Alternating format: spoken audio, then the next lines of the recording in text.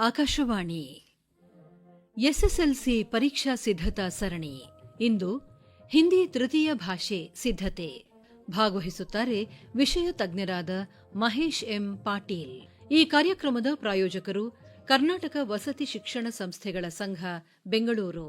ನಮಸ್ತೆ, ನಾನು ಕೋಟ ಶ್ರೀನಿವಾಸ್ ಪೂಜಾರಿ ಮಾತಾಡ್ತೇನೆ, ಸಮಾಜ ಕಲ್ಯಾಣ ಮತ್ತು ಹಿಂದುಳಿದ ವರ್ಗಗಳ ಮಂತ್ರಿಯಾಗಿ.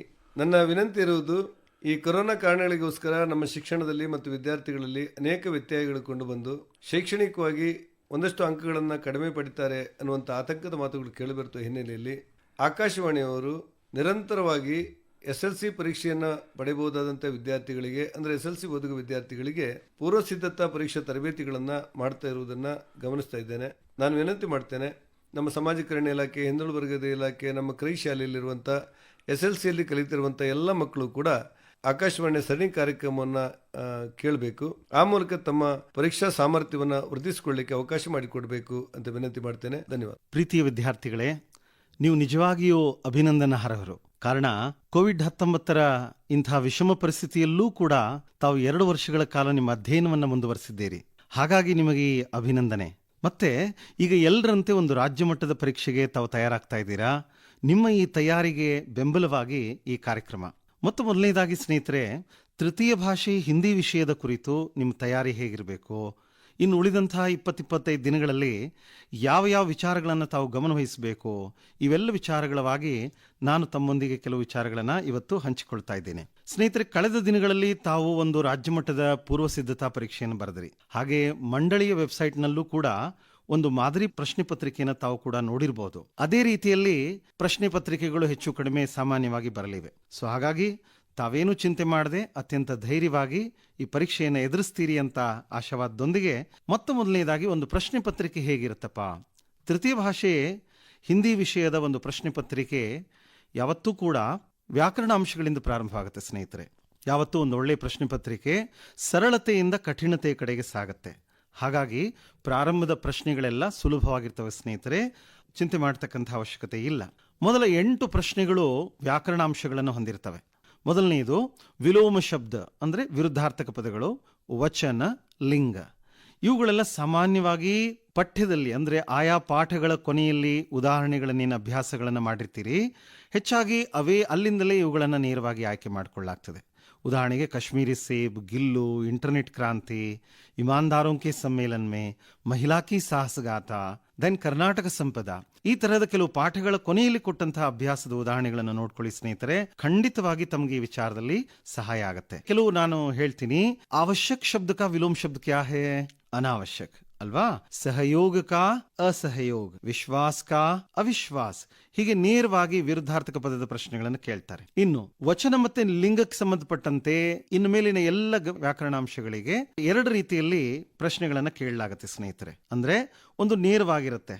ಯಾವ ರೀತಿ ಅಂತಂದ್ರೆ, ಕಮರಾ ಶಬ್ದ ಕಾ ಬಹುವಚನ ರೂಪ ಹೇ ಅಂತ ಕೇಳಿದ್ರೆ ಆಪ್ಷನ್ ಅಲ್ಲಿ ಕಮರೇ ಅಂತ ಇರುತ್ತೆ, ಬರಿಬಹುದು ಅದನ್ನ ನೀವು. ಇನ್ನೊಂದು ಯಾವ ರೀತಿ ಕೇಳ್ತಾರೆ ಅಂತಂದ್ರೆ, ನಿಮ್ನ ಲಿಖಿತ ಶಬ್ದೋ ಮೇ ಬಹುವಚನ ಹೇ ಅಂತ ಕೇಳ್ತಾರೆ. ಅಲ್ಲಿ 4 ಆಯ್ಕೆಗಳಲ್ಲಿ 3 ಏಕವಚನಗಳಿರ್ತದೆ, 1 ಬಹುವಚನ ಇರುತ್ತೆ. ಆ ಬಹುವಚನ ಪದವನ್ನು ತಾವು ಆರಿಸಿ ಬರಿಬೇಕಾಗತ್ತೆ. ಇದೇ ರೀತಿ ಲಿಂಗದಲ್ಲೂ ಕೂಡ ಇರುತ್ತೆ. ಲಿಂಗ की उदाहरण भी कुछ ऐसे ही होते दोस्तों. तो वहां पे हो सकता है, ऐसे हो सकता है कि निम्नलिखित शब्दों में स्त्रीलिंग है ಅಂತ ಕೊಟ್ಬಿಟ್ಟು ಆಪ್ಷನ್ಸ್ ಅಲ್ಲಿ ಶ್ರೀಮಾನ್, ಮಯೂರ್, ಕವಿ, ಲೇಖಿಕಾ ಅಂತ ಕೊಟ್ರೆ ಲೇಖಿಕಾ ಶಬ್ದ ಸ್ತ್ರೀಲಿಂಗ್ ಹೇ. ಸೊ ಈ ರೀತಿಯಾಗಿ ಕೇಳೋಕೆ ಅವಕಾಶ ಇದೆ. ಈ 3 ಸರಳವಾದ ವ್ಯಾಕರಣಾಂಶಗಳ ನಂತರ ಪ್ರೇರಣಾರ್ಥ ಕ್ರಿಯಾ ಅನ್ನೋ ವ್ಯಾಕರಣಾಂಶಕ್ಕೆ ನಾನು ಬರ್ತಾ ಇದ್ದೀನಿ. ನಿಮ್ಮ ಪಠ್ಯದಲ್ಲಿ ಪೇಜ್ ನಂಬರ್ 22ರಲ್ಲಿ ಸಾಕಷ್ಟು ಉದಾಹರಣೆಗಳಿವೆ. ಯಾವುದಕ್ಕೆ? ಪ್ರೇರಣಾರ್ಥ ಕ್ರಿಯಾಗೆ ಸಂಬಂಧಪಟ್ಟಂಥದ್ದು ಅಲ್ವಾ? ಅಲ್ಲಿರುವ ಉದಾಹರಣೆಗಳನ್ನು ನೋಡ್ಕೊಳ್ಳಿ. ಸಾಮಾನ್ಯವಾಗಿ SSLC ಪರೀಕ್ಷೆಯಲ್ಲಿ ಪ್ರಥಮ ಪ್ರೇರಣಾರ್ಥಕ ಕ್ರಿಯಾರೂಪವನ್ನು ಕೇಳ್ತಾರೆ. ಜೈಸೆ ಚಲ್ನಾಕ ಚಲಾನ, ಮಿಲ್ನಾಕ ಮಿಲಾನ, ಪೀನಾಕ ಪಿಲಾನ, ದೇಖನಾಕ ದಿಖಾನ. ಇದನ್ನು ಸ್ವಲ್ಪ ಚೇಂಜ್ ಮಾಡಿ ಯಾವ ರೀತಿ ಕೇಳ್ಬಹುದು? ನಿಮ್ನಲಿಖಿತ ಶಬ್ದೋ ಮೇ ಪ್ರಥಮ ಪ್ರೇರಣಾರ್ಥ ಕ್ರಿಯಾರೂಪ ಹೇ ಅಂತ ಕೇಳಿ ಆಪ್ಷನ್ ಅಲ್ಲಿ ಮಿಲನ್, ಮಿಲಾವಟ್, ಮಿಲಾಪ್, ಮಿಲಾನ ಅಂತ ಕೇಳಿದಾಗ ಮಿಲಾನ ಅನ್ನೋದು ಪ್ರಥಮ ಪ್ರೇರಣಾರ್ಥಕ ಕ್ರಿಯೆ ಆಗುತ್ತೆ ಅಲ್ವಾ ಮಕ್ಕಳೇ? ಹಾಗಾದ್ರೆ ಮುಂದಿನ ಉದಾಹರಣೆಗೆ ಬರ್ತೀನಿ. ಸಂಧಿ. ಸಂಧಿಗಳಲ್ಲಿ ಸ್ನೇಹಿತರೆ ತಾವು ತೃತೀಯ ಭಾಷೆ ಹಿಂದಿ ಆಗಿರೋದ್ರಿಂದ ಇಲ್ಲಿ ಸ್ವರ ಸಂಧಿಯ 5 ಪ್ರಕಾರಗಳನ್ನು ತಾವು ನೋಡ್ಕೊಳ್ಳಿ. ನಿಮ್ ಮಿಸ್ ಕಲಿಸಿರ್ಬೋದು, ಎಲ್ಲ ಸಂಧಿಗಳನ್ನು ಕಲಿಸಿರ್ಬೋದು, ಅದು ನಿಮ್ಮ ಜೀವನಕ್ಕೆ ಅನುಕೂಲ ಆಗಲಿ ಅಂತ ಪರೀಕ್ಷೆ ದೃಷ್ಟಿಯಿಂದ ನಾನು ಹೇಳ್ತಾ ಇದ್ದೀನಿ. ಲೈಕ್ ದೀರ್ಘ ಸಂಧಿ, ಗುಣಸಂಧಿ, ವೃದ್ಧಿ ಸಂಧಿಯ ಉದಾಹರಣೆಗಳು ಆಯಾ ಪಾಠದ ಅಭ್ಯಾಸದಲ್ಲಿ ಏನು ಕೇಳಲ್ಪಟ್ಟಿದ್ದಾವೆ. ಸೊ ಅಂಥ ಉದಾಹರಣೆಗಳ ಕಡೆಗೆ ಹೆಚ್ಚು ಗಮನ ಕೊಡಿ ತಾವು. ಉದಾಹರಣೆ ಹೇಳ್ತೀನಿ ಮಕ್ಕಳೇ. ಪರ್ವತಾವಲಿ ಶಬ್ದ ಮೇ ಸಂಧಿ ಹೈ ಅಂತ ಕೇಳಿದ್ರೆ ಪರ್ವತ ಪ್ಲಸ್ ಆವಲಿ, ಪರ್ವತಾವಲಿ ದೀರ್ಘ ಸಂಧಿ ಅಲ್ವಾ ಇದು? ಅದೇ ರೀತಿಯಾಗಿ ಪರ ಪ್ಲಸ್ ಉಪಕಾರ, ಪರೋಪಕಾರ ಯಾವ ಸಂಧಿ ಇದು? ಗುಣಸಂಧಿ. ಅದೇ ರೀತಿಯಾಗಿ ಸದೈವ, ಸದಾ ಪ್ಲಸ್ ಏವ ಸದೈವ ಇದು ವೃದ್ಧಿ ಸಂಧಿಯ ಉದಾಹರಣೆ. ಹೀಗೆ ಸ್ನೇಹಿತರೆ ಸಂಧಿ ಉದಾಹರಣೆಗಳು ಕರ್ನಾಟಕ ಸಂಪದ ಪಾಠದ ಕೊನೆಯಲ್ಲಿರ್ಬೋದು, ಇಮಾನ್ದಾರೋಂ ಕೆ ಸಮ್ಮೇಳನ ಮೇ ಪಾಠದ ಕೆಲವು ಕಡೆ ಅಭ್ಯಾಸದಲ್ಲಿ ಉದಾಹರಣೆಗಳನ್ನು ಕೊಟ್ಟಿದ್ದಾರೆ. ಇಂತಹ ಉದಾಹರಣೆಗಳನ್ನು ತಾವು ದಯವಿಟ್ಟು ಗಮನಿಸುವುದು ಒಳಿತು. ಇನ್ನು ಮುಂದಿನ ವಿಚಾರಕ್ಕೆ ಬರ್ತೀನಿ. ಸಮಾಸ. ಸಮಾಸದಲ್ಲಿ ಮಕ್ಕಳೇ ನಿಮಗೆ ಗೊತ್ತು, ಸಾಮಾನ್ಯವಾಗಿ ಸುಲಭದ ಸಮಾಸಗಳನ್ನು ಕೇಳಲಾಗ್ತದೆ. ದ್ವಂದ್ವ ಸಮಾಸ, ದ್ವಿಗು ಸಮಾಸ, ತತ್ಪುರುಷ ಸಮಾಸ, ಇಂತಹ ಕೆಲವು ಸಮಾಸದ ಉದಾಹರಣೆಗಳನ್ನು ನೋಡ್ಕೊಳ್ಳಿ. ಈ ಸಮಾಸದ ಉದಾಹರಣೆಗಳು ಕೂಡ ಈ ಎಲ್ಲ ಪಾಠಗಳ ಕೊನೆಯಲ್ಲಿ ಅಭ್ಯಾಸದಲ್ಲಿ ಕೊಡಲಾಗಿದೆ. ಉದಾಹರಣೆಗೆ ಬಸಂತ್ ಕಿ ಸಚ್ಚಾಯಿ, ಕರ್ನಾಟಕ ಸಂಪದ, ಹೀಗೆ ಕೆಲವು ಪಾಠದ ಅಭ್ಯಾಸಗಳಲ್ಲಿ ಇದ್ದಾವೆ. ಖಂಡಿತ ಇವನ್ನ ಗಮನಿಸಿ, ಬಹಳ ಸುಲಭವಾಗಿ ಐಡೆಂಟಿಫೈ ಮಾಡಬಹುದು. ಈ ಪ್ರಾರಂಭದ ಮೇನ್ಗಳು, ಈ ಪ್ರಶ್ನೆಗಳೆಲ್ಲ ಸರಳವಾಗಿರ್ತವೆ, ನೀವು ಹೆಚ್ಚು ವರಿ ಮಾಡ್ಕೊಳ್ಳೋದು ಬೇಡ. ಇನ್ನು ಸ್ನೇಹಿತರೆ ಮುಂದಿನ ಒಂದು ವ್ಯಾಕರಣಾಂಶಕ್ಕೆ ಬರ್ತಾ ಇದ್ದೀನಿ. ವಿರಾಮ ಚಿಹ್ನ. ವಿರಾಮ ಚಿಹ್ನ ಹಾಗೆ ಪುಸ್ತಕದಲ್ಲಿ ನೋಡಿದ್ರೆ ಸಾಕಷ್ಟು ಕೇಳಿದ್ದಾರೆ ಸ್ನೇಹಿತರೆ, ಆದರೆ ಕೆಲವನ್ನ ನಾನು ಹೇಳಕ್ ಇಷ್ಟಪಡ್ತೀನಿ. ಪೂರ್ಣ ವಿರಾಮ, ಅಲ್ಪ ವಿರಾಮ, ಪ್ರಶ್ನವಾಚಕ, ವಿಸ್ಮಯಾದಿ ಬೋಧಕ, ಇಂತಹ ಕೆಲವು ಚಿಹ್ನೆಗಳನ್ನ, ಇವುಗಳನ್ನ ಉಪಯೋಗಿಸೋದನ್ನ ಈ ವಾಕ್ಯದಲ್ಲಿ ಎಲ್ಲಿ ಬರ್ತವೆ ಅಂತ ತಿಳ್ಕೊಂಡ್ರೆ ಸುಲಭವಾಗಿ ಕೂಡ ಇದರಲ್ಲೂ ಕೂಡ ಒಂದು ಅಂಕವನ್ನು ಗಳಿಸಬಹುದು. ಈ ರೀತಿಯಾಗಿ ಕೇಳಬಹುದು. ಇಂಟರ್ನೆಟ್ ಕಾ ಮತ್ಲಬ್ ಕ್ಯಾ ಹೇ, ಕೊನೆಯಲ್ಲಿ ಪ್ರಶ್ನೆವಾಚಕ ಚಿಹ್ನೆ ಇರುತ್ತೆ.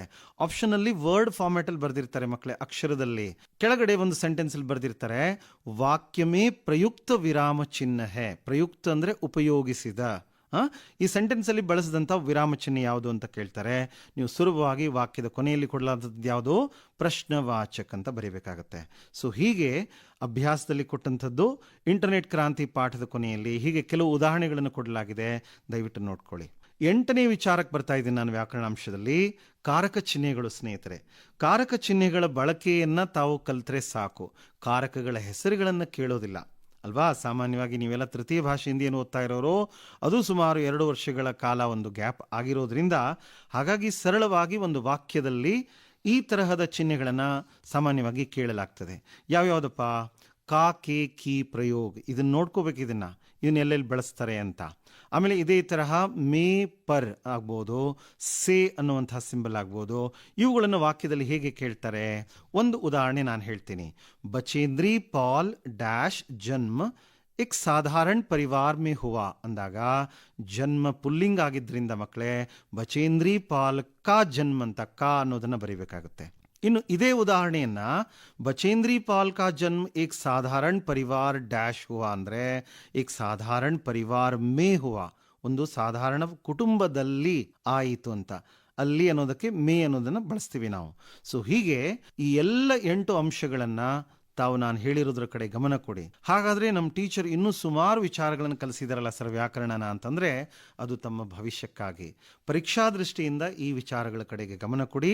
ಮುಂದಿನ ಮೇನ್ಗೆ ಬರ್ತಾ ಇದ್ದೀನಿ. 2ನೇ ಮೇನ್ ಯಾವುದಪ್ಪ? ಒಂದು ಕ್ವಶನ್ ಪೇಪರ್ ಅಲ್ಲಿ 2ನೇ ಮೇನು ಅನುರೂಪತಾ ಪ್ರಶ್ನೆಗಳಿರ್ತದೆ. ಅಂದ್ರೆ ಪ್ರಥಮ ದೋ ಶಬ್ದೋಂಕೆ ಸಂಬಂಧೋಂಕೆ ಅನುರೂಪ್. ಮೊದಲ 2 ಪದಗಳನ್ನು ಕೊಟ್ಟಿರ್ತಾರಲ್ಲ, ಅವೆರಡರ ಸಂಬಂಧಕ್ಕೆ ಅನುಗುಣವಾಗಿ ತೀಸರೇ ಶಬ್ದಕ ಸಂಬಂಧಿತ ಶಬ್ದ ಲಿಖಿಯೇ. ಈ ಸ್ಟೆಮ್ ಕರೆಕ್ಟ್ ಆಗಿ ಓದ್ಕೊಳ್ಳಿ.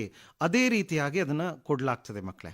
ಇಲ್ಲಿ 3 ಗದ್ಯ ಭಾಗದಿಂದ ಕೇಳ್ತಾರೆ, 1 ಪದ್ಯ ಭಾಗದಿಂದ ಕೇಳ್ತಾರೆ. ಈ ಒಂದು ಪ್ರಶ್ನೆಗಳಿಗೆ ಮಂಡಳಿಯ ಹಳೆಯ ಪ್ರಶ್ನೆ ಪತ್ರಿಕೆಗಳನ್ನ ಒಮ್ಮೆ ಅವಲೋಕನ ಮಾಡಿದ್ರೆ ಬಹಳ ಒಳ್ಳೆಯದು ಸ್ನೇಹಿತರೆ. ಸಾಮಾನ್ಯವಾಗಿ ಕೆಲವು ಪಾಠಗಳಿದಾವೆ.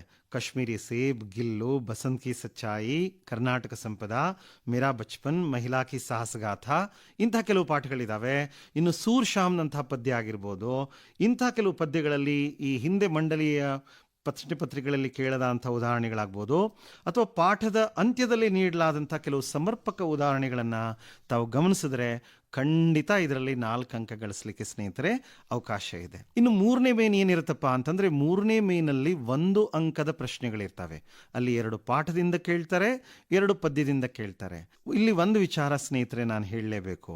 ಸಾಮಾನ್ಯವಾಗಿ ಸ್ಮರಣೆಯ ಪ್ರಶ್ನೆಗಳು ಅಂದ್ರೆ ಸುಲಭದ ಪ್ರಶ್ನೆಗಳು, ಕೌನ್ ಕಬ್ ಕಹಾ ಕಿಸ್ನೆ ಕ್ಯಾ ನಾಮ್ ಥಾ ಅಂತ ಈ ತರಹದ ಪ್ರಶ್ನೆಗಳು ಇವು ನಿಮ್ಮ ಸ್ಮರಣ ಶಕ್ತಿಯನ್ನು ಪರೀಕ್ಷೆ ಮಾಡ್ತವೆ. ಇದನ್ನು ಇಂಗ್ಲಿಷಲ್ಲಿ when, where, what, who, which ಅಂತಾರೆ. ಇಂತಹ ಪ್ರಶ್ನೆಗಳ ಮಹತ್ವ ಬಹಳ ಕಡಿಮೆ. ಇವು ತುಂಬಾ ಸರಳವಾಗಿರ್ತವೆ. ತೃತೀಯ ಭಾಷೆ ಹಿಂದಿಯಲ್ಲಿ ಸುಮಾರು 16 ಅಂಕ ಅಂದ್ರೆ 20% ಮಾತ್ರ ಇಂಥ ಪ್ರಶ್ನೆಗಳನ್ನು ಕೇಳ್ತಾರೆ. ಸಾಮಾನ್ಯವಾಗಿ ಇವೆಲ್ಲ ನೀವು ಪಾಠ ಮಾಡಿದಾಗಲೇ ಶಿಕ್ಷಕರು ಹೇಳಿರ್ತಾರೆ. ಪ್ರಶ್ನೆಗಳಿಗೆ ತಾವು ಉತ್ತರ ಕೊಟ್ಟಿರ್ತೀರ ಸ್ನೇಹಿತರೆ. ಕಾಶ್ಮೀರಿ ಸೇಬ್ ಆಗಿರ್ಬೋದು, ಗಿಲ್ಲು, ಮೇರಾ ಬಚ್ಪನ್, ಇಮಾನ್ದಾರೋಂ ಕಿ ಸಮ್ಮೇಳನ್ ಮೇ, ಕರ್ನಾಟಕ ಸಂಪದಾ, ಈ ತರಹದ ಕೆಲವು ಪಾಠಗಳು, ಮಾತೃಭೂಮಿ, ಅಭಿನವ ಮನುಷ್ಯ, ಸಮಯ ಕಿ ಪಹಚಾನ್ ಮತ್ತೆ ತುಳಸಿ ಕೆ ದೋಹೆ, ಈ ತರಹದ ಪಾಠದ ಅಭ್ಯಾಸದಲ್ಲಿ ಕೊಡಲಾದಂತಹ ನಾನು ಹೇಳಿದಂಥ ಈ ಮೇಲಿನ ಸ್ಟೆಮ್ಗಳೇನಿದಾವೆ, ಕೌನ್ ಕಬ್ ಕಹಾ ಕಿಸ್ನೆ, ಇಂತಹ ಕೆಲವು ಸರಳ ಪ್ರಶ್ನೆಗಳನ್ನು ಓದ್ಕೊಳ್ಳಿ ಸ್ನೇಹಿತರೆ. ಸಾಮಾನ್ಯವಾಗಿ ಈ ಮೇಲಿನಲ್ಲಿ ಸ್ಮರಣ ಶಕ್ತಿಯನ್ನು ಪರೀಕ್ಷಿಸತಕ್ಕಂತಹ ಪ್ರಶ್ನೆಗಳಿರ್ತವೆ.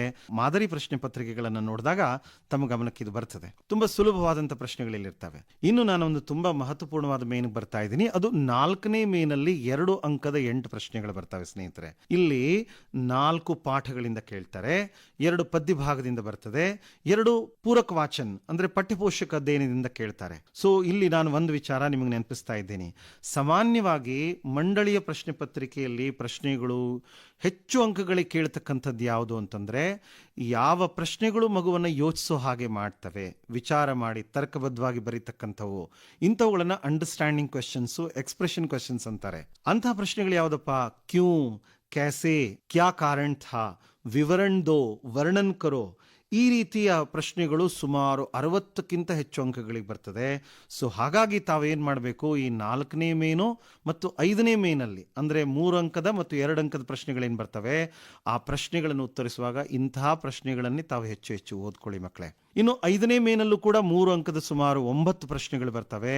ಅಲ್ಲಿ 5 ಪಾಠಗಳಿಂದ ಕೇಳ್ತಾರೆ. ಓಕೆ ಮಕ್ಕಳೇ, ಇರೋದೇ 8 ಪಾಠ ಅಲ್ವಾ, ಅದರಲ್ಲಿ 5 ಪಾಠಗಳಿಂದ ಕೇಳ್ತಾರೆ, 3 ಪ್ರಶ್ನೆ ಪದ್ಯಗಳಿಂದ ಕೇಳ್ತಾರೆ, ಅಲ್ಲಿ 6 ಪದ್ಯಗಳಿದೆ. ಪ್ರೀತಿ ವಿದ್ಯಾರ್ಥಿಗಳೇ, ತಮ್ಮ ಗಮನಕ್ಕೆ ಈ ವಿಚಾರ ಬಂದಿರ್ತದೆ. ಏನಪ್ಪಾ ಅಂದ್ರೆ, ಯಾವ ಯಾವ ಪಾಠಗಳನ್ನು ಕಡಿತಗೊಳಿಸಲಾಗಿದೆ ಅಂತಂತಂದ್ರೆ, ಹಿಂದಿಯಲ್ಲಿ ದುನಿಯಾ ಮೇ ಪೆಹಲಾ ಮಕಾನ್, ರೋಬೋಟ್, ಬಾಲಶಕ್ತಿ ಈ 3 ಪಾಠಗಳಿರಲ್ಲ. ಸೊ ಹಾಗಾಗಿ 11 ಪಾಠಗಳಲ್ಲಿ 8 ಪಾಠಗಳು ಮಾತ್ರ ಈ ಸಲ ಪರೀಕ್ಷೆಗೆ. ಇನ್ನು ಸಪ್ಲಿಮೆಂಟರಿ ರೀಡಿಂಗ್ ಅಲ್ಲಿ ನಾಗರಿಕಕ್ಕೆ ಕರ್ತವ್ಯ ಅಂತ ಒಂದು ಪಾಠ ಇದೆ, ಆ ಪಾಠವನ್ನು ಬಿಡಲಾಗಿದೆ. ಸೊ ಸಪ್ಲಿಮೆಂಟರಿ ರೀಡಿಂಗ್ ಅಲ್ಲಿ 2 ಪಾಠ, ಶನಿ ಸಬ್ಸೆ ಸುಂದರ ಗ್ರಹ, ಸತ್ಯ ಕಿ ಮಹಿಮಾ. ಸೊ ಈ ವಿಚಾರ ತಮ್ಮ ಗಮನದಲ್ಲಿದೆ ಅಂತ ಅನ್ಕೋತೀನಿ. ಸೊ ಹಾಗಾದ್ರೆ ಮೊದಲನೇದಾಗಿ ನಾನಿಲ್ಲಿ ಏನು ಮಾಡ್ತೀನಿ, 4 ಮತ್ತು 5ನೇ ಮೇನಲ್ಲಿ ಬರತಕ್ಕಂಥ ಮಹತ್ವಪೂರ್ಣ ಭಾಗ ಇದು. ಅಂದರೆ ತುಂಬ ಸಾಕಷ್ಟು ಅಂಕಗಳು. ಓಕೆ ಮಕ್ಕಳೇ, ಅಲ್ಲಿ 8 16 ಅಂಕ, ಇಲ್ಲಿ 9 3 27, 16 + 27 ಅಂಕ. ಸೊ ಇಂತಹ ಒಂದು ಮಹತ್ವಪೂರ್ಣವಾದ ಭಾಗದ ಬಗ್ಗೆ ನಾನು ಸ್ವಲ್ಪ ತಮ್ಮ ಹತ್ರ ಹೆಚ್ಚು ಚರ್ಚೆ ಮಾಡ್ತೀನಿ ಸ್ನೇಹಿತರೆ. ಪಾಠಗಳನ್ನು ನೋಡೋಣ. 4 ಅಂಕದ ಒಂದು ಪ್ರಶ್ನೆಯನ್ನು ಕೊಡ್ತಾರೆ ಸ್ನೇಹಿತರೆ. ಹಾಗಾದ್ರೆ ಇಡೀ ಪುಸ್ತಕದಲ್ಲಿ 4 ಅಂಕದ ಪ್ರಶ್ನೆಗಳನ್ನು ಯಾವುದನ್ನ ಕೇಳ್ತಾರಲ್ಲ, ಒಂದನ್ನ ಪ್ರಶ್ನೆ ಸಂಖ್ಯೆ 34ರಲ್ಲಿ ಕೇಳ್ತಾರೆ. ಅಲ್ಲಿ ಏನಾಗುತ್ತೆ ಅಂದ್ರೆ ಒಂದು ಇಂಟರ್ನಲ್ ಚಾಯ್ಸ್ ಇನ್ನೊಂದು ಪ್ರಶ್ನೆಯನ್ನು ಕೊಡ್ತಾರೆ. ಅಂತಹ ತೂಕ ಇರತಕ್ಕಂಥ ಪಾಠಗಳು ಯಾವುದಪ್ಪ ಅಂತಂತ ನೋಡೋದಾದ್ರೆ ಅಂದ್ರೆ 4 ಅಂಕದ 2 ಪ್ರಶ್ನೆಗಳು ಯಾವ್ದು ಸಿಗುತ್ತೆ ಅಂತಂತಂದ್ರೆ, ಗಿಲ್ಲು ಅಂತಕ್ಕಂಥ ಪಾಠ ಆಗ್ಬೋದು, ಬಸಂತ್ ಕಿ ಸಚ್ಚಾಯಿ ಆಗ್ಬೋದು, ಕರ್ನಾಟಕ ಸಂಪದ ಅನ್ನುವಂಥ ಪಾಠ ಆಗ್ಬೋದು. ಸೊ ಈ ಪಾಠಗಳಲ್ಲಿ ಬರ್ತಕ್ಕಂಥ ದೀರ್ಘೋತ್ತರಗಳನ್ನ ತಾವು ತಯಾರಿ ಮಾಡ್ಕೊಳ್ಬೇಕು. ಉದಾಹರಣೆಗೆ ಕರ್ನಾಟಕ ಸಂಪದ ಪಾಠ ತಗೊಂಡ್ರೆ, ಕರ್ನಾಟಕ ಕಿ ಶಿಲ್ಪಕಲಾ और वास्तुकला का वर्णन कीजिए अल्वा, कन्नड़ भाषा तथा संस्कृति के लिए कर्नाटक के साहित्यकारों की क्या देन है ಅನ್ನುವಂಥದ್ದಾಗ್ಬೋದು. ಇನ್ ಬಸಂತ್ ಕಿ ಸಚ್ಚಾಯಿ ಪೇಜ್ ನಂಬರ್ 51ರಲ್ಲಿ 3ನೇ ಮೇನಲ್ಲಿ ಬಸಂತ್ ಏಕ್ ಇಮಾನ್ದಾರ್ ಬಾಲಕ್ ಥಾ ಕೈಸೆ, ಅಥವಾ 3ನೇ ಪ್ರಶ್ನೆ ಸ್ನೇಹಿತರೆ, ಪಂಡಿತ್ ರಾಜ್ ಕಿಶೋರ್ ಕೆ ಮಾನವೀಯ ವ್ಯವಹಾರ ಕಾ ಪರಿಚಯ ದೀಜಿಯೆ ಆಗ್ಬೋದು. ಇನ್ನು ಗಿಲ್ಲು ಪಾಠಕ್ಕೆ ಬರೋದಾದ್ರೆ, ಗಿಲ್ಲು ಪಾಠ ಪೂರ್ತಿಯಾಗಿ ನಾವು ನೋಡ್ತೀವಿ ಮಹಾದೇವಿ ವರ್ಮಾ ಮತ್ತೆ ಆ ಅಳಿಲಿನ ಸಂಬಂಧ ಮತ್ತು ಆ ಅಳಿಲಿನ ಕ್ರಿಯಾಕಲಾಪಗಳ ಬಗ್ಗೆ. ಇಂತಹ ಪ್ರಶ್ನೆಗಳನ್ನು ತಾವು ಓದಿ ಚೆನ್ನಾಗಿ ಬರೆದು ಅಭ್ಯಾಸ ಮಾಡ್ಕೊಂಡಿದ್ರೆ, ಇದರಲ್ಲಿ ಯಾವುದಾದ್ರೂ ಒಂದು ಪಾಠದ್ದು 4 ಅಂಕ ಬರೋದಾದ್ರೆ, ಇನ್ನು ಉಳಿದಂತಹ ಪ್ರಶ್ನೆಗಳು ವೇಸ್ಟ್ ಅಲ್ಲ ಸ್ನೇಹಿತರೆ, ಖಂಡಿತ ಅವು 3 ಅಂಕಕ್ಕೆ ಬಂದೇ ಬರುತ್ತೆ. ಸೊ ಹಾಗಾಗಿ ಈ ದಿಸೆಯಲ್ಲಿ ತಾವು ಉತ್ತಮ ತಯಾರಿಯನ್ನು ಮಾಡ್ಕೊಳ್ತೀರಾ ಅಂತ ಅನ್ಕೋತೀನಿ. ಇನ್ನು ಉಳಿದಂತಹ 3 ಅಂಕಗಳಿಗೆ ಯಾವ್ಯಾವ ಪಾಠಗಳು ಉಳಿತಪ್ಪ ಅಂತಂದ್ರೆ, ಇಂಟರ್ನೆಟ್ ಕ್ರಾಂತಿ ಪಾಠ ಇದೆ, ಮಹಿಳಾ ಕಿ ಸಾಹಸಗಾಥ ಇದೆ, ಇಮಾನ್ದಾರೋಂ ಕೆ ಸಮ್ಮೇಳನ್ ಮೇ ಇದೆ. ಇವನ್ನೆಲ್ಲ ತಾವು ಮಂಡಳಿಯ ಹಳೆಯ ಪ್ರಶ್ನೆ ಪತ್ರಿಕೆಗಳನ್ನು ನೋಡಿದ್ರೆ ಯಾವ್ಯಾವ ಪ್ರಶ್ನೆಗಳು ಹೇಗೆ ರಿಪೀಟ್ ಆಗಿದಾವೆ ಅನ್ನೋದನ್ನ ತಾವು ಗಮನಿಸಬಹುದು. ಇಂಟರ್ನೆಟ್ ಕ್ರಾಂತಿ ಅನ್ನುವಂತಹ ಪಾಠ ತಗೊಂಡ್ರೆ ಅಲ್ಲಿ ಸೋಷಿಯಲ್ ನೆಟ್ವರ್ಕಿಂಗ್ ಆಗ್ಬೋದು, ಇಂಟರ್ನೆಟ್ ಕಾ ಉಪಯೋಗ ಈ ತರದ್ದಾಗ್ಬೋದು. ಮಹಿಳಾ ಕಿ ಸಾಹಸಗಾಥ ತಗೊಂಡ್ರೆ ಎವರೆಸ್ಟ್ ಕಿ ಚೋಟಿ ಪರ್ ಪಹುಂಚ್ ಕರ್ ಬಚೇಂದ್ರಿ ನೆ ಕ್ಯಾ ಕಿಯಾ ಅನ್ನುವಂತಹ ಪ್ರಶ್ನೆ, ಅಥವಾ ಪಹಾಡ್ ಪರ್ ಚढ़ने की तैयारी बचेंद्री ने कैसे की ಅಂತದ್ದಾಗಬಹುದು. ईमानदारों की सम्मेलन में ಪಾಠದಲ್ಲಿ लेखक को भेजे गए निमंत्रण पत्र में क्या क्या लिखा गया था, लेखक ने कमरा छोड़कर जाने का निर्णय क्यों लिया. ಈ ತರಹದ ಕೆಲವು ಪ್ರಶ್ನೆಗಳನ್ನು ತಾವು ತಯಾರಿ ಮಾಡಿಕೊಂಡ್ರೆ ಸ್ನೇಹಿತರೆ 3 ಅಂಕದ ಪ್ರಶ್ನೆಗಳಿಗೆ ಅಥವಾ 2 ಅಂಕದ ಪ್ರಶ್ನೆಗಳಿಗೂ ಕೂಡ ಇದು ಸಾಕಷ್ಟು ನಿಮಗೆ ಸಹಾಯ ಆಗುತ್ತೆ. ಇಷ್ಟೆಲ್ಲ ನಾನು 3+3 6 ಪಾಠಗಳ ಬಗ್ಗೆ ಮಾತಾಡಿದೆ. ಇನ್ನು ಉಳಿದಿದ್ದು ಯಾವುದು 2 ಪಾಠಗಳು. ಯಾವ್ಯಾವ್ದಪ್ಪ? ಕಾಶ್ಮೀರಿ ಸೇಬ್ ಮತ್ತೆ ಮೇರಾ ಬಚ್ಪನ್ ಅಂತಕ್ಕಂತಹ ಪಾಠ. ಈ ಪಾಠಗಳಲ್ಲಿ ಸಾಮಾನ್ಯವಾಗಿ 2 ಅಂಕದ ಪ್ರಶ್ನೆಗಳು, ಇದರಲ್ಲಿ 2 ಅಂಕದ ಪ್ರಶ್ನೆಗಳು, 1 ಅಂಕದ ಪ್ರಶ್ನೆಗಳು ಸಾಮಾನ್ಯವಾಗಿ ಕೇಳಲಾಗುತ್ತೆ. ತಾವು ಇವುಗಳನ್ನ ನಾನು ಹೇಳಿದಂತಹ ಪ್ರಶ್ನೆಗಳ ಸ್ಟೆಮ್ ಅನ್ನ ಅದನ್ನ ನೋಡ್ಕೊಂಡು ತಯಾರಿಯನ್ನ ತಾವು ಮಾಡ್ಕೋಬೇಕಾಗತ್ತೆ ಸ್ನೇಹಿತರೆ. ಪದ್ಯ ಭಾಗದ ವಿಚಾರಕ್ಕೆ ನಾನು ಬರ್ತಾ ಇದ್ದೀನಿ. 6 ಪದ್ಯಗಳಿದಾವೆ ಮಕ್ಕಳೇ ಅಲ್ವಾ. ಇಲ್ಲಿ ನಾವು ಒಂದು ಗಮನಿಸಬೇಕು, 2 ಅಂಕದ ಪ್ರಶ್ನೆಗಳು 2 ಬರ್ತವೆ, ಆಮೇಲೆ 3 ಅಂಕದ ಪ್ರಶ್ನೆಗಳು 3 ಬರ್ತವೆ, 4 ಅಂಕದ ಪ್ರಶ್ನೆ 1 ಬರುತ್ತೆ. ಸೊ ಇಷ್ಟೊಂದು ಪ್ರಶ್ನೆಗಳು ಸುಮಾರು ಈ 6 ಪದ್ಯದ ನಡುವೆ ಕೇಳಲಾಗುತ್ತೆ. ಹಾಗಾದ್ರೆ ನಾವು ಮೊದಲನೇದು ಏನ್ ಮಾಡೋಣ, ದೊಡ್ಡ ದೊಡ್ಡ ಪ್ರಶ್ನೆಗಳಿಂದ ಶುರು ಮಾಡೋಣ. 4 ಅಂಕದ ಪ್ರಶ್ನೆ ಯಾವ್ದು ಕೊಡ್ತಾರಪ್ಪ? ಪ್ರಶ್ನೆ ಪತ್ರಿಕೆಯಲ್ಲಿ ಸಾಮಾನ್ಯವಾಗಿ ಪ್ರಶ್ನೆ ಸಂಖ್ಯೆ 35 ಕಂಠಪಾಠಕ್ಕೊಂದು 4 ಅಂಕದ ಪ್ರಶ್ನೆ ಕೇಳಲಾಗ್ತದೆ. ತೃತೀಯ ಭಾಷೆ ಹಿಂದಿಯಲ್ಲಿ ನಿಮಗೆ ಸ್ನೇಹಿತರೆ ತುಳಸಿ ಕೆ ದೋಹೆ ಮತ್ತೆ ಕೋಶಿಶ್ ಕರ್ನೆ ವಾಲೋಂ ಕಿ ಹಾರ್ ನಹೀ ಹೋತಿ, ಈ 2 ಪದ್ಯಗಳು ಕಂಠಪಾಠಕ್ಕಿವೆ. ಆದರೆ ತುಂಬಾ ಉತ್ತಮವಾದಂತಹ ಸಂದೇಶವನ್ನು ಕೊಡ್ತಕ್ಕಂತಹ ಪದ್ಯಗಳು ಯಾವುದು? ದೋಹೆಗಳು. ಹಾಗಾಗಿ ದೋಹೆಗಳನ್ನು ಭಾವಾರ್ಥಕ್ಕೆ ಬಳಸ್ಕೊಂಡು ಈ ಪದ್ಯವನ್ನ ಕಂಠಪಾಠಕ್ಕೆ ಬಳಸ್ತಾರೆ. ಹಾಗಾಗಿ ಪೇಜ್ ನಂಬರ್ 153ರಲ್ಲಿ ಆ 6 ಸಾಲುಗಳನ್ನು ತಾವು ತಯಾರಿ ಮಾಡಿಕೊಂಡ್ರೆ 4 ಅಂಕ ತಮಗೆ ಕಟ್ಟಿಟ್ಟ ಬುತ್ತಿ. ಅದನ್ನು ತುಂಬಾ ಸುಂದರವಾಗಿ ಮುದ್ದಾಗಿ ಚೆನ್ನಾಗಿ ಬರೆದು ಪ್ರೆಸೆಂಟ್ ಮಾಡಿ ಸ್ನೇಹಿತರೆ.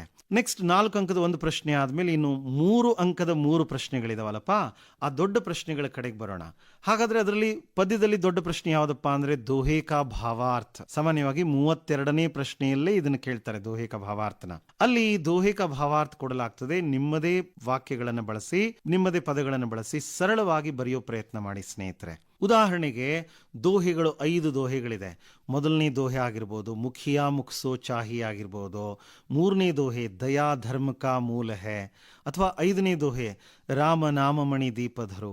ಇದರಲ್ಲಿ ಕೆಲವು ದೋಹೆಗಳು ಎಷ್ಟು ಸರಳವಾಗಿದ್ದಾವೆ ಅಂತಂದ್ರೆ ಸ್ನೇಹಿತರೆ, ತುಳಸಿದಾಸರೇ ನಿಮಗೆ ಸರಳವಾದ ವಾಕ್ಯಗಳನ್ನು ರಚನೆ ಮಾಡಿ ಕೊಟ್ಬಿಟ್ಟಿದ್ದಾರೆ ರೆಡಿಮೇಡು.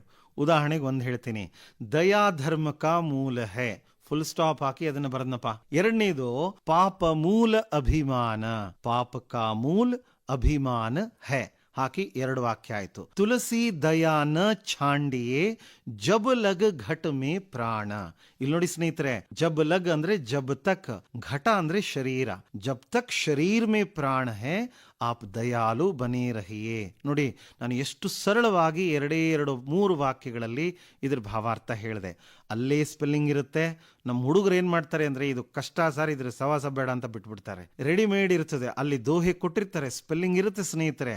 ಅದನ್ನು ನೋಡಿಕೊಂಡು ಆ ಪದಗಳನ್ನು ಸ್ವಲ್ಪ ಹಿಂದೆ ಮುಂದೆ ಮಾಡಿ ಸರಳವಾದ ವಾಕ್ಯ ರಚನೆ ಮಾಡಿ ಏನ್ ಮಾಡ್ಬೋದು, ತಾವು 3 ಅಂಕ ಗಳಿಸಕ್ಕೆ ಅವಕಾಶ ಇದೆ. ಸಾಧ್ಯವಾದರೆ ಚೆನ್ನಾಗಿ ಬರೀತಕ್ಕಂಥ ಮಕ್ಕಳಿಗೆ ನಾನು ಹೇಳ್ತೀನಿ, 1-2 ಸಾಲುಗಳಲ್ಲಿ ತುಳಸಿದಾಸರ परिचयವನ್ನು ಬರೆಯಿರಿ. प्रस्तुत दोहे को हिंदी साहित्य में भक्ति काल के राम भक्त कवियों में श्रेष्ठ कवि तुलसीदास जी ने लिखा है ಅಂತ ಹೇಳಿ ಪ್ಯಾರಾಗ್ರಾಫ್ ಚೇಂಜ್ ಮಾಡಿ ತುಳಸಿದಾಸ್ ಜಿ कहते हैं ಅಂತ ಹೇಳಿ ಸಾಮಾನ್ಯವಾಗಿ ಮಾಮೂಲಿಯಾಗಿ ಬರೆಯೋ ಹಾಗೆ ಭಾವಾರ್ಥ ಬರೆಯಿರಿ. ಕೊನೆಯಲ್ಲಿ ಮಕ್ಕಳೇ ಈ ದೋಹೆಯ ಲರ್ನಿಂಗ್ ಔಟ್ಕಮ್ ಏನು, ಇದರ ಸಂದೇಶವನ್ನು ಬಹಳ ಮುದ್ದಾಗಿ ಬರೆಯುವಂಥ ಪ್ರಯತ್ನ ಮಾಡಿ. ತುಳಸಿದಾಸ್ ಜಿ ಇಸ್ ದೋಹೆ ಕೆ ದ್ವಾರ ಸಮಾಜ್ ಕೋ ಏಕ್ ಶ್ರೇಷ್ಠ ಸಂದೇಶ ದೇತೆ ಹೈ. ಆ ಸಂದೇಶವನ್ನು ಬರೆದು ಅದನ್ನು ಅಂಡರ್ಲೈನ್ ಮಾಡಿ, ಕೀ ಪಾಯಿಂಟ್ಸನ್ನು ಅಂಡರ್ಲೈನ್ ಮಾಡಿದ್ರೆ ನಿಜವಾಗ್ಲೂ ಟೀಚರ್ಸ್ ಸಂತೋಷ ಪಟ್ಬಿಡ್ತಾರೆ ನಿಮ್ಮ ಉತ್ತರಗಳ ಮೇಲೆ. ಇವನ್ನೆಲ್ಲ ತಾವು ದಯವಿಟ್ಟು ನಾನು ಹೇಳಿದ ದೋಹೆಗಳ ಬಗ್ಗೆ ಬರೆದು ತಾವು ಅಭ್ಯಾಸ ಮಾಡಬೇಕು. ಯಾಕಂದ್ರೆ 2 ವರ್ಷಗಳ ಕಾಲ ನೀವು ಹಿಂದಿ ಬರೆದಿಲ್ಲ, ನನಗೆ ಗೊತ್ತು. ಏನಾಗಿದೆ ಭಾಷೆಯಲ್ಲಿ ನಾನು ನೋಡ್ತಾ ಇದ್ದೀನಿ, ನನ್ನ ಮಕ್ಕಳು ಕೂಡ ಬರವಣಿಗೆಯಲ್ಲಿ ದೋಷಗಳು ತುಂಬ ಕಂಡು ಬರ್ತಾ ಇದೆ ಸ್ನೇಹಿತರೆ, ತಾವು ತಿದ್ಕೋಬೇಕು ಇದನ್ನು. ಇನ್ನು 3 ಅಂಕದ ಇನ್ನು 2 ಪ್ರಶ್ನೆಗಳು ಯಾವಿದಾವಪ್ಪ ಅಂತ ನೋಡೋದಾದರೆ, ನಮ್ಮ ಎದುರುಗಡೆಗೆ ಮಾತೃಭೂಮಿ ಅಂತಕ್ಕಂಥ ಒಂದು ಪದ್ಯ ಇದೆ, ಅಭಿನವ್ ಮನುಷ್ಯ ಅಂತಕ್ಕಂಥ ಒಂದು ಬಲವಾದ ಸಂದೇಶವಿರುವಂಥ ಪದ್ಯ ಇದೆ.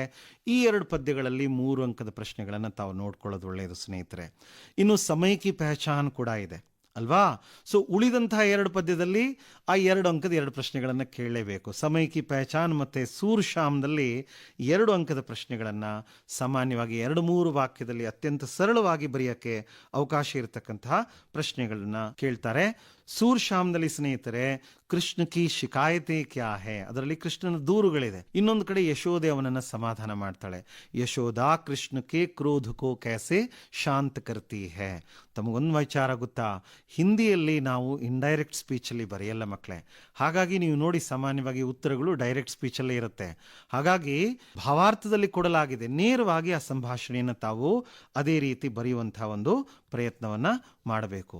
ಇನ್ನು ಸಮಯ ಕಿ ಪಹಚಾನದ ಬಗ್ಗೆ ಬರೋದಾದರೆ ಮಕ್ಕಳೇ, ಸಮಯ ಕಿ ಪಹಚಾನದಲ್ಲಿ ಸಮಯ ಕಾ ಸದುಪಯೋಗ ಆಗಿರ್ಬೋದು, ಅಥವಾ ಮನುಷ್ಯ ಕೆ ಲಿಯೆ ಸುಖ ಕಿ ಪ್ರಾಪ್ತಿ ಕಬ್ ಸಂಭವ ಹೇ, ಈ ತರಹದ ಕೆಲವು ಜನರಲ್ ವಿಚಾರಗಳು, ಸಮಯದ ಮಹತ್ವದ ಕುರಿತು ಹೇಳ್ತಕ್ಕಂತಹ ವಾಕ್ಯಗಳನ್ನು, ಸರಳ ವಾಕ್ಯಗಳನ್ನು ರೆಡಿ ಮಾಡಿಕೊಂಡು ತಾವು ಉತ್ತರಿಸಿದ್ದೇ ಆದಲ್ಲಿ ಇದರಲ್ಲೂ ತುಂಬಾ ಒಳ್ಳೆ ಅಂಕಗಳು ತಮಗೆ ಬರುತ್ತೆ. ಸೊ ಹಾಗಾದ್ರೆ ಸ್ನೇಹಿತರೆ, ಇಲ್ಲಿ ತನಕ ನಾನು ಎಲ್ಲ ವಿಚಾರಗಳನ್ನು ಹೇಳಿದೆ.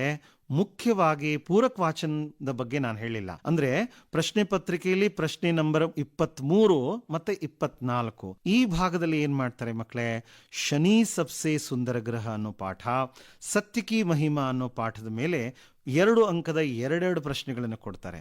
ತಮಾಷೆ ಅಂದರೆ ಇಲ್ಲಿ ಆಯ್ಕೆ ಇರುತ್ತದೆ. ಈ ಒಂದು ಪ್ರಶ್ನೆಗೆ ತಾವು ಉತ್ತರ ಬರೀಬೇಕು. ಶನಿಯಲ್ಲಿ 2 ಪ್ರಶ್ನೆ ಕೇಳ್ತಾರೆ, ಸತ್ಯಕಿ ಮಹಿಮಾದಲ್ಲಿ 2 ಪ್ರಶ್ನೆಗಳನ್ನು ಕೇಳ್ತಾರೆ ಮಕ್ಕಳೇ, ಅಲ್ಲಿ ಬರೀಬೇಕಾಗ್ತದೆ. ಶನಿಯಲ್ಲಿ ಸಾಮಾನ್ಯವಾಗಿ ತಾವು ನೋಡೋದಾದರೆ ಗ್ರಹಿಕೆಯ ಪ್ರಶ್ನೆಗಳನ್ನು, ಅಂಡರ್ಸ್ಟ್ಯಾಂಡಿಂಗ್ ಕ್ವಶನ್ಸ್ ಕೇಳೋದಾದರೆ, ಶನಿ ಏಕ್ ಅತ್ಯಂತ ठंडा ग्रह है कैसे, ಅಥವಾ ಶನಿ ಸೌರಮಂಡಲ का सर्वाधिक सुंदर ग्रह है कैसे, ಅಥವಾ ಟೈಟನ್ ಕೆ ಬಾರೆ ಮೇ ಆಪ್ ಕ್ಯಾ ಜಾನ್ತೆ ಹೈ, ಈ ತರಹದ ಪ್ರಶ್ನೆಗಳಾಗ್ಬೋದು.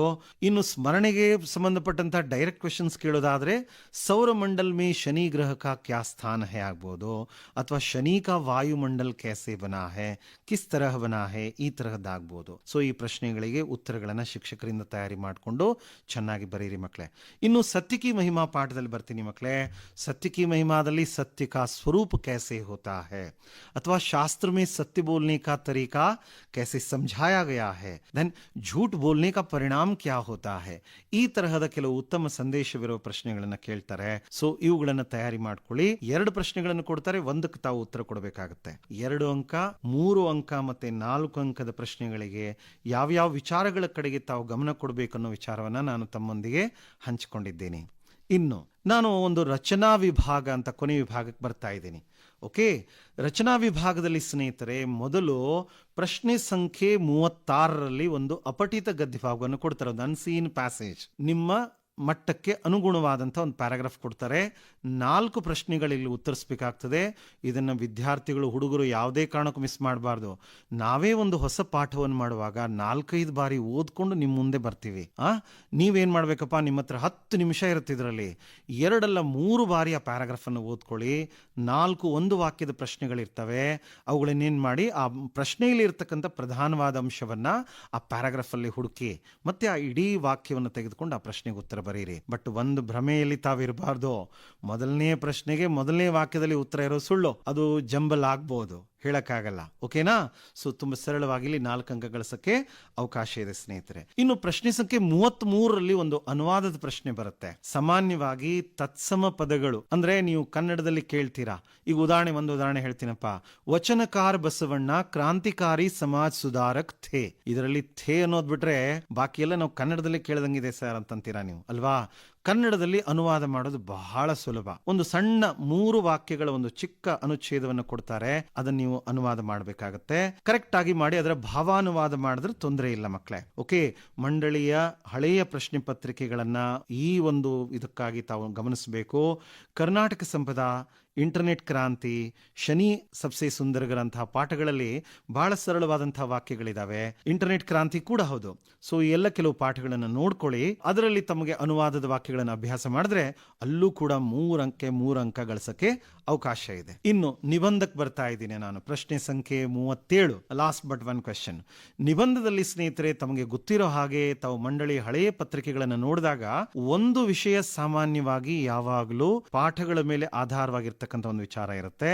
ದೆನ್ ಪಾಠದ ಕೊನೆಯಲ್ಲಿ ಕೊಟ್ಟಂತಹ ನಿಬಂಧದ ಟಾಪಿಕ್ಗಳಿಗೆ ಸಂಬಂಧಪಟ್ಟಂತ ವಿಚಾರಗಳಿರುತ್ತೆ. ಸೊ ಹಾಗಾಗಿ ವೆದರ್ ಇಟ್ ಈಸ್ ಕರ್ನಾಟಕ ಸಂಪದ ಆಗಿರ್ಬೋದು ಅಥವಾ ಇಂಟರ್ನೆಟ್ ಕ್ರಾಂತಿ ಆಗಿರ್ಬೋದು, ಇವುಗಳನ್ನ ನೋಡ್ಕೊಳ್ಳಿ.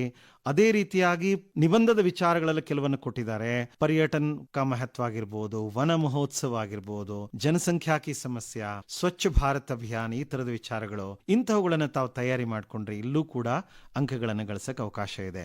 ನಿಬಂಧದಲ್ಲಿ ಪ್ರೆಸೆಂಟೇಷನ್ ತುಂಬಾ ಇಂಪಾರ್ಟೆಂಟ್ ಮಕ್ಕಳೇ. ಸೊ ಎಷ್ಟೊಂದು ಬರಿಬೇಕು ನಾವು ಅನ್ನೋದಾದ್ರೆ ಮೇಲ್ಗಡೆ ಕೊಟ್ಟಿರ್ತಾರೆ 12ರಿಂದ 15 ವಾಕ್ಯ ಆದ್ರೆ ಸಾಕು ಸ್ನೇಹಿತರೆ. ಓಕೆ, ಅದರಲ್ಲಿ ಪ್ರಸ್ತಾವನಾ ಆಧಾರ ಬಿಂದುಗಳನ್ನು ಕೊಟ್ಟಿರ್ತಾರೆ, ಬುಲೆಟ್ ಪಾಯಿಂಟ್ಸ್ ಅನ್ನ. ಪ್ರಸ್ತಾವನಾ ಅಥವಾ ಭೂಮಿಕಾ ಅಂದ್ರೆ ಇಂಟ್ರೊಡಕ್ಷನ್, ಆ ವಿಷಯದ ಬಗ್ಗೆ ನಿಮ್ಮ ಪರಿಚಯವನ್ನ ಏನ್ ಗೊತ್ತಿದೆ ಅದನ್ನು ಬರೀರಿ. ಇನ್ನು ವಿಷಯ ವಿಶ್ಲೇಷಣೆ ಅಂತ ಬರುತ್ತೆ ಮಕ್ಕಳೇ, ಅದರಲ್ಲಿ ಸಬ್ಜೆಕ್ಟ್ ಅನ್ನ ನೀವು ಡೆವಲಪ್ ಮಾಡ್ತಾ ಹೋಗ್ತೀರಾ. ವಿಚಾರವಾಗಿ ವಿವರವಾಗಿ 1-2 ಪ್ಯಾರಾಗ್ರಾಫ್ ಬರೀತೀರಾ. ಕೊನೆಯಲ್ಲಿ ಉಪಸಂಹಾರ ಆರ್ ನಿಷ್ಕರ್ಷ ಅಂತಂತಾರೆ. ಅಂದ್ರೆ ಆ ವಿಚಾರದ ಕುರಿತು ತಮಗಿರತಕ್ಕಂಥ ಒಂದು ನೇರವಾದಂತಹ ಅಭಿಪ್ರಾಯವನ್ನ ತಾವಿಲ್ಲಿ ಬರೀಬೇಕಾಗ್ತದೆ. ನಿಬಂಧದ ಪ್ರಾರಂಭ ಆಕರ್ಷಕವಾಗಿರ್ಬೇಕು ಮಕ್ಕಳೇ. ಕೊನೆಯಲ್ಲಿ ಆ ವಿಚಾರವನ್ನ ತಾವು ಏನು ಮಂಡಿಸಿರ್ತೀರ ಲಾಸ್ಟ್ ಉಪಸಂಹಾರದಲ್ಲಿ ತಮ್ಮ ನೇರ ಅಭಿಪ್ರಾಯ, ಸಂದೇಶ ಅಥವಾ ಸಲಹೆಯನ್ನ ಕೊಡಬಹುದು ಮಕ್ಕಳೇ. ಸೊ ಈ ರೀತಿಯಾಗಿ ಒಂದು ಬೆಸ್ಟ್ ಪ್ರೆಸೆಂಟೇಷನ್ ಮಾಡಿದ್ರೆ ಇಲ್ಲೂ 4 ಅಂಕ ಗಳಿಸಕ್ಕೆ ಅವಕಾಶ ಇದೆ. ಕೊನೆಯ ಪ್ರಶ್ನೆಗೆ ಬರ್ತಾ ಇದ್ದೀನಿ. ಪ್ರಶ್ನೆ ಸಂಖ್ಯೆ 38 ಸ್ನೇಹಿತರೆ, ಪತ್ರಲೇಖನ. ಇಲ್ಲಿ ತಮಗೆಲ್ಲ ಗೊತ್ತಿರೋ ಹಾಗೆ ಇದು 5 ಅಂಕಗಳಿಗಿರುತ್ತೆ. पारिवारिक पत्र ಒಂದು ಕೊಡ್ತಾರೆ, ವ್ಯಾವಹಾರಿಕ पत्र ಒಂದು ಕೊಡ್ತಾರೆ. पारिवारिक पत्र ಅಂದ್ರೆ माँ बाप के लिए, भाई बहन के लिए या मित्र के लिए कोई पत्र लिखने के लिए अक्सर कहा जाता है, या ವ್ಯಾವಹಾರಿಕ पत्र के अंतर्गत अक्सर छुट्टी पत्र आप देखते आ रहे हैं. ठीक है. सो ಒಂದು छुट्टी पत्र ರೆಡಿ ಮಾಡ್ಕೊಳ್ಳಿ. 9ನೇ ಕ್ಲಾಸ್ನ ಟೆಕ್ಸ್ಟ್ ಬುಕ್ ನಲ್ಲಿ ಪೇಜ್ ನಂಬರ್ 150 ಒಂದು छुट्टी पत्र ಇದೆ. ಅದೇ ರೀತಿ 8th ಸ್ಟ್ಯಾಂಡರ್ಡ್ ಟೆಕ್ಸ್ಟ್ ಬುಕ್ ಅಲ್ಲೂ ಇದೆ. ಆ ಪತ್ರ ಲೇಖನವನ್ನ ತುಂಬಾ ಮುದ್ದಾಗಿ, ಸ್ಪಷ್ಟವಾಗಿ, ಸರಳವಾದ ಭಾಷೆಯಲ್ಲಿ ತಾವು ಪ್ರೆಸೆಂಟೇಷನ್ ಮಾಡಬೇಕು ಸ್ನೇಹಿತರೆ. ಈ ರೀತಿಯಾಗಿ ಪತ್ರಲೇಖನ ಕೂಡ ಒಂದು ಬಹಳ ಅತ್ಯುತ್ತಮವಾಗಿ ಸ್ಕೋರ್ ಮಾಡ್ಲಿಕ್ಕಿರ್ತಕ್ಕಂಥ ವಿಚಾರ. ಇಲ್ಲಿಯ ತನಕ ಈ ಒಂದು ಅಲ್ಪ ಅವಕಾಶದಲ್ಲಿ ನಾನು ಕೆಲವು ವಿಚಾರಗಳನ್ನ ತೃತೀಯ ಭಾಷೆ ಹಿಂದಿ ಸಬ್ಜೆಕ್ಟ್ಗೆ ಸಂಬಂಧಪಟ್ಟಂತೆ ಹಂಚಿಕೊಂಡೆ. ತಮಗೆ ಈ ಬಗ್ಗೆ ಏನಾದರೂ ಸಂದೇಹಗಳಿದ್ದಲ್ಲಿ ಅಥವಾ ಯಾವುದಾದ್ರೂ ಪ್ರಶ್ನೆಗೆ ಉತ್ತರ ಬೇಕಿದ್ದಲ್ಲಿ ಖಂಡಿತ ತಾವು ನನ್ನನ್ನು ಸಂಪರ್ಕಿಸಬಹುದು. ನಾನು ಪ್ರತಿ ದಿವಸ ರಾತ್ರಿ ನಿಮಗಾಗಿ 9:30 ಗಂಟೆಯಿಂದ 10:30 ಗಂಟೆ ತನಕ, ಪ್ರತಿದಿನ ರಾತ್ರಿ ಕೇವಲ ರಾತ್ರಿ 9:30ಯಿಂದ 10:30 ಗಂಟೆಗೆ ನಿಮ್ಮ ಸಂದೇಹಗಳಿಗೆ ಉತ್ತರಿಸ್ತೀನಿ ಮಕ್ಕಳೇ. ನಾನು ಈ ನಂಬರಲ್ಲಿ ಸಿಗ್ತೀನಿ. ನನ್ನ ನಂಬರನ್ನು ಬರ್ಕೊಳ್ಳಿ. 9846466747. ಮತ್ತೊಮ್ಮೆ ಇಂಗ್ಲೀಷಲ್ಲಿ ಹೇಳ್ತೀನಿ, 9844646747. ನೀವು ಈ ರೀತಿ ಒಂದು ಒಳ್ಳೆಯ ತಯಾರಿಯನ್ನು ಮಾಡಿಕೊಂಡು ಉತ್ತಮವಾಗಿ ಪರೀಕ್ಷೆಯನ್ನು ಬರೀರಿ. ನಿಮಗೆ ಶುಭ ಆಗಲಿ, ನಿಮ್ಮ ಭವಿಷ್ಯ ಅತ್ಯಂತ ಉಜ್ವಲವಾಗಲಿ ಅಂತ ಹಾರೈಸ್ತೇನೆ. ಕವಿ ಸೋಹನ್ ಲಾಲ್ ದ್ವಿವೇದಿ ಹೇಳ್ತಾರೆ ನಿಮ್ಮ ಪುಸ್ತಕದಲ್ಲಿ ಹೇಳಿದ ಹಾಗೆ, ಕೋಶಿಶ್ ಕರ್ನೆ ವಾಲೋಂ ಕಿ ಕಭಿ ಹಾರ ನಹಿ ಹೋತಿ. ಅಂದ್ರೆ ಯಾರು ಸತತ ಪ್ರಯತ್ನವನ್ನು ಮಾಡ್ತಾರೋ ಅವರಿಗೆಂದೂ ಸೋಲಾಗಲ್ಲ ಮಕ್ಕಳೇ. ಇದುವರೆಗೆ ಎಸ್ಎಸ್ಎಲ್ಸಿ ಪರೀಕ್ಷಾ ಸಿದ್ಧತೆ ಸರಣಿಯಲ್ಲಿ ಹಿಂದಿ ತೃತೀಯ ಭಾಷೆ ಸಿದ್ಧತೆ ಕೇಳಿದಿರಿ. ಭಾಗವಹಿಸಿದವರು ಒಕ್ಕಲಿಗರ ಸಂಘ ಹೈಸ್ಕೂಲ್ ಶ್ರೀಗಂಧದ ಕಾವಲಿನ ಮಹೇಶ್ ಎಂ ಪಾಟೀಲ್. ನಾಳೆ ಕನ್ನಡ ಪ್ರಥಮ ಭಾಷೆ ಸಿದ್ಧತೆ ಪ್ರಸಾರವಾಗಲಿದೆ. ಆಕಾಶವಾಣಿ ಬೆಂಗಳೂರು ಯೂಟ್ಯೂಬ್ಗೆ ಸಬ್ಸ್ಕ್ರೈಬ್ ಆಗಿ. ಎಸ್ಎಸ್ಎಲ್ಸಿ ಪರೀಕ್ಷಾ ಸಿದ್ಧತಾ ಸರಣಿ ಅಲ್ಲಿ ಲಭ್ಯವಿದೆ. ಕಾರ್ಯಕ್ರಮಗಳನ್ನು ನೀವು ಪುನರ್ಮನನ ಮಾಡಿಕೊಳ್ಳಬಹುದು ಉಚಿತವಾಗಿ. ಈ ಕಾರ್ಯಕ್ರಮದ ಪ್ರಾಯೋಜಕರು ಕರ್ನಾಟಕ ವಸತಿ ಶಿಕ್ಷಣ ಸಂಸ್ಥೆಗಳ ಸಂಘ